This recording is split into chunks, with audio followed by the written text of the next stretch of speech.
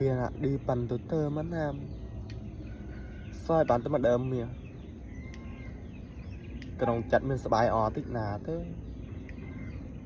mới dập được ruồi sắt cái cả đói hơn nữa mình đứng mặt đơm mìa nó lục lọc á cướp chọn đại cá kia thấy không bỏ vốn bơ cá mồ thôi bơ thơ sinh nhật mồ thôi bơ thơ tăng gia tam mồ